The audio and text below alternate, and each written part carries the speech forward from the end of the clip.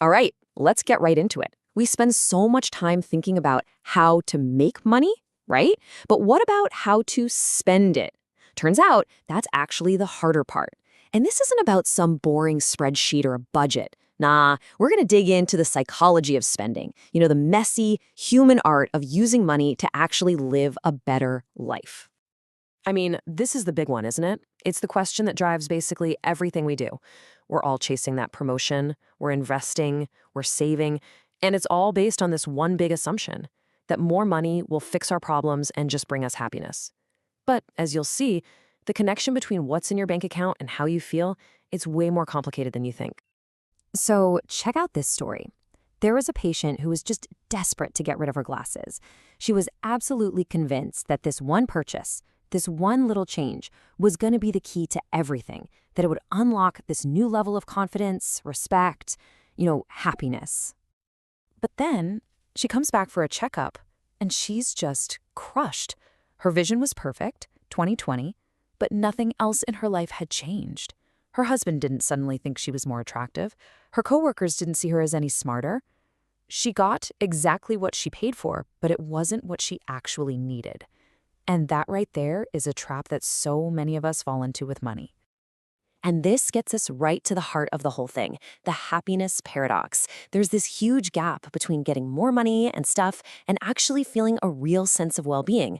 We think we're buying a product, but what we're really chasing is a feeling.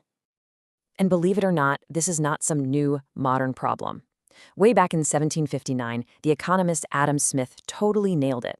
He said, "We think we want the fancy car for the smooth ride, right? But what we're really buying is the attention, the envy, the status we think it's going to bring us. It's about vanity." This just lays it out so perfectly. Think about the two paths you can chase in life. On one side, you've got your resume virtues, all the stuff that looks good on paper, your salary, your job title, your net worth. But on the other side, you've got your eulogy virtues, the things people will actually say about you when you're gone. Were you loved, respected, helpful? We spend almost our entire lives chasing the column on the left, just hoping it'll somehow lead to the column on the right. It almost never does. Yeah, our brains are literally hardwired for this. It's a dopamine chase. You start out just dreaming of having a car, any car. Then you get one, and bam, immediately your brain starts wanting the next level up. It's a treadmill. The goalpost is always moving because our brains don't actually want the thing. They want the thrill of chasing the thing. It's a game you just can't win. So if that chase is a trap, how the heck do you get out of it?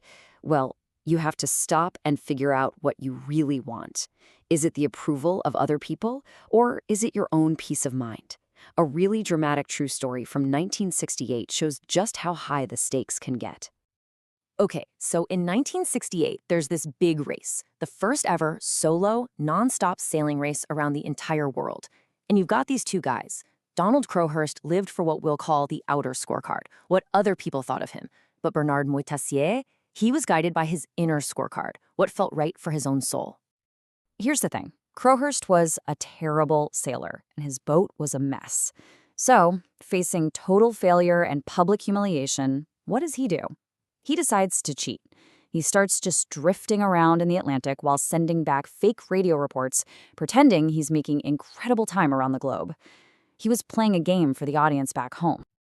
And you know what's crazy? The world totally bought it. The newspapers hailed him as a hero, this incredible underdog pulling off the impossible. But his lie trapped him. The more everyone celebrated his fake success, the deeper he sank into his own private hell, absolutely terrified of being found out. He was on track to win this race he never actually sailed, and the pressure just became too much. He couldn't face going home to a hero's welcome that was a complete fraud. His boat was found, just adrift and empty. His obsession with impressing other people literally led to his tragic end. Now, look at Bernard Moitessier. He was a phenomenal sailor. He was about to legitimately win the whole thing. But as he got close to the finish line, he realized all the fame, the prizes, it was poison to him. So he slingshotted a message to a passing ship, quit the race he was winning, and just kept on sailing. For himself. He chose his soul over a trophy. So here's the point. The question you have to ask yourself. Who are you trying to impress? Crowhurst lived and died by the outer scorecard. Motissier found true freedom and happiness by listening to his inner scorecard. And that is the foundation for having a healthy relationship with money. Okay, so this leads to a really important idea: the difference between being rich and being wealthy. See, being rich is pretty simple. It just means you have a high income. You can buy a lot of stuff. But being wealthy, that's a whole different ballgame. That means your money doesn't control you. It means you have the freedom to wake up every morning and do what you want with your time. Let me give you an example, a huge one. When Cornelius Vanderbilt died, he left his family a fortune that, in today's money, would be worth about $300 billion. They were, without a doubt, the richest family on the planet. But were they wealthy? Heck no. That money became a curse. Their entire lives became a competition to see who could spend it the fastest. They built massive houses they never lived in, threw parties to impress people they hated. The money owned them. And the result of all that? Within just 2 generations, about 60 years, the greatest fortune in American history was completely gone. Poof! They were incredibly rich, but they were slaves to their money, and it absolutely destroyed them. Now let's flip that completely on its head. Take a guy like Chuck Feeney. Made billions. He tried the yachts, the fancy apartments, the whole shebang. And you know what? He realized it made him miserable. He found his true happiness in giving it all away to help people. He used his money as a tool to serve his deepest values. That is wealth. This framework is everything, because it's not about how many zeros are in your bank account. A person making a modest income who is in total control of their time and their life is genuinely wealthier than a miserable billionaire who's a slave to their own fortune.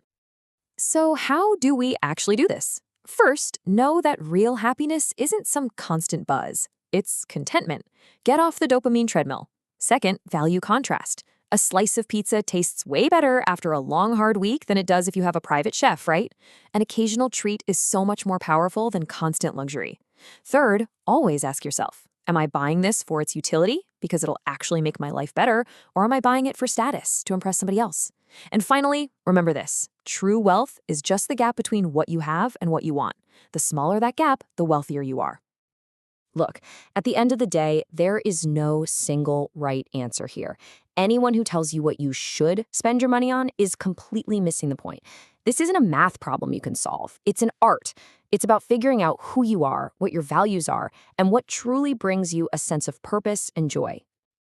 So I'll just leave you with this one final question to think about. Don't ask what your money can buy. Instead, ask yourself, what is my money a tool for? Is it a tool for impressing strangers you'll never meet? Or is it a tool for building a life that is truly, deeply, and authentically your own? The answer to that? Well, it changes everything.